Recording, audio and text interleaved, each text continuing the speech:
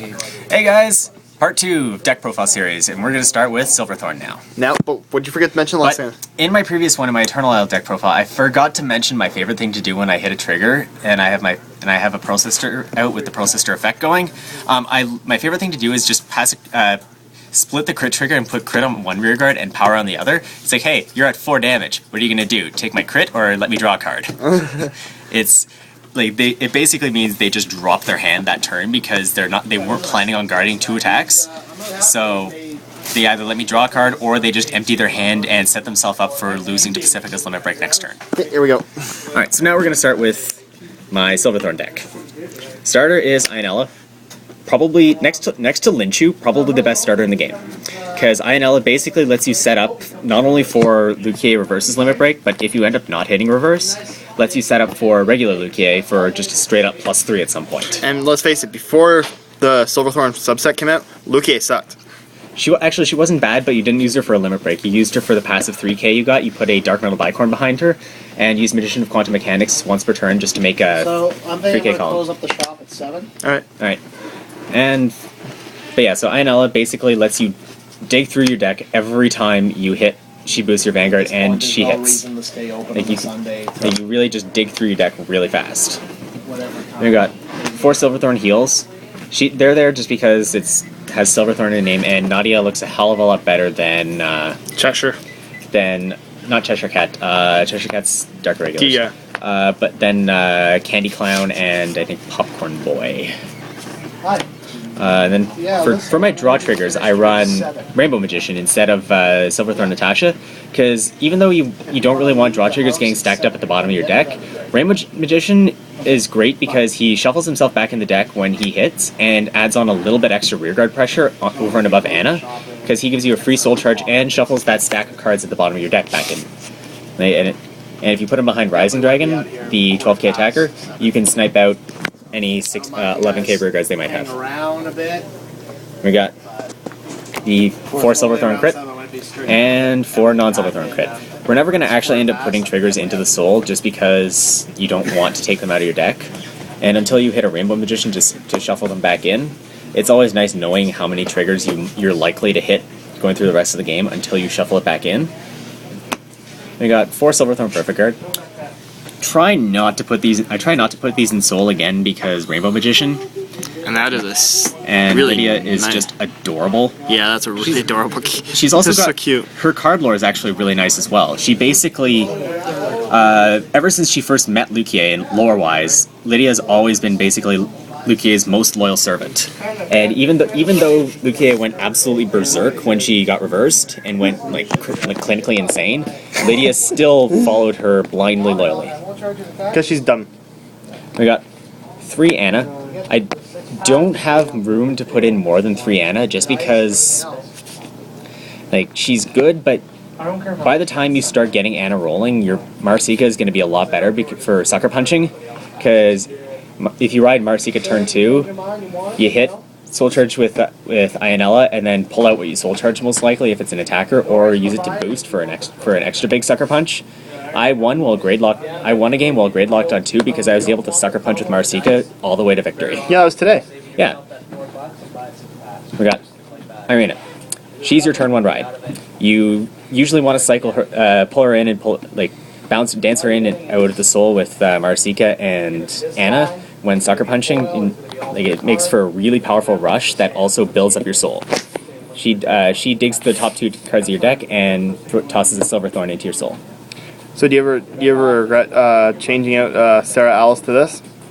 Not at all. You feel like you betrayed your old deck though? Not at all. I'm still sticking with Pale Moon. Still love Pale Moon. But I do miss Sarah and the shenanigans and the stand shenanigans with the infinite Alice loop so long as I had Counterblast. But I only run 2 Breathing Dragon because of how many things I can attack with in my deck. I'm going to be pulling 9Ks, 10Ks, 11Ks out of my soul all the time with Luquier Reverse. I don't need to run very many Breathing Dragons, which makes room for my favorite 2 of tech that's a remnant from my days of playing Sarah. And that is Purple Trapezist. I want to get the... And that there is his avatar. No. Ruined Shade is technically. Either way, it's still a chick, Yeah. dude. I want to get the old promo or the promo of her because I don't like Set 7's rare print, and she looks so much better with white hair. And being purple. Yeah, And actual being purple. but she's my 2 of tech in the deck, which it's actually really recent. Because she lets me, even if I don't end up pulling off the early cross-ride by soul charging with Irina and Inella, I can pitch a Lukie from my hand into soul, which is probably the most common reason why I don't cross-ride early. And it just gives me that extra opportunity to cross-ride early. Later. For grade 2s, 4 Rising Dragon. It's a 12k attacker. There's no reason to not run 4 of them. If you want, it's the card you want to be pulling out of your soul with Lukia Reverse whenever possible. And I see a lot of debate whether you want to run 4 Marsica and 3 Lillian, or 3 Lillian, 4 Lillian, 3 Marsica, because Lillian gives you that extra beefy turn 2 ride for playing against other Silverthorn players, Eradicator players. Like if they're swinging with their 9k grade 2 on your 10k, boosted by their starter on your 10k, you can just drop one 10k shield and no pass that attack and protect Ionella for 1 more turn. But Marsica allows for some really early, really hardcore aggression. If you, it's basically what I call sucker punching, because you ride Marsica, boost with Ionella, attack with Marsica.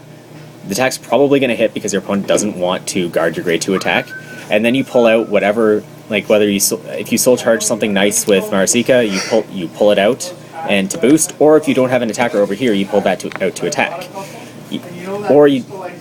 If it's even better if it's an Irina, because it lets you dig to get that early cross ride out even more.